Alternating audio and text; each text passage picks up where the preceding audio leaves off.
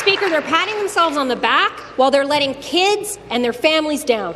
It has been 5 years, 5 years, time to take some responsibility.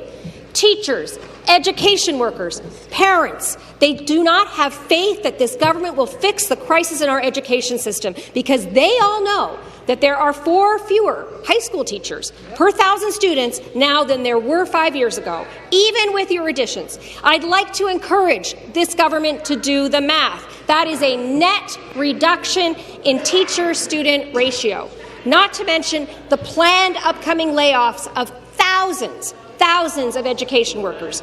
Speaker, to the Premier, is this the legacy you want to leave Ontario? Order. Members will please take their seats. Minister of Education.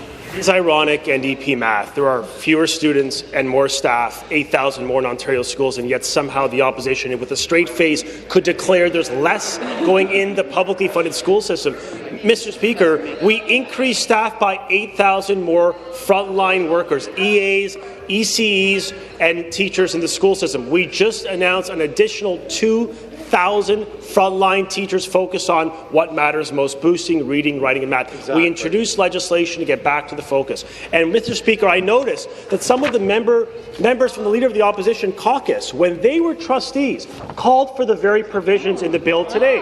The member from London West, in the former chair of Thames Valley, called for school boards to have established a minimum code of conduct for treason. She called on the minister to do that. She called on the Board of Trustees to approve a multi-year strategic plan. She called on school boards to report annually to the public. She called on us to undertake more effective governance of school boards. That's exactly what the bill does. Instead of your ideological opposition to progress and to change, vote for this bill. Expect high.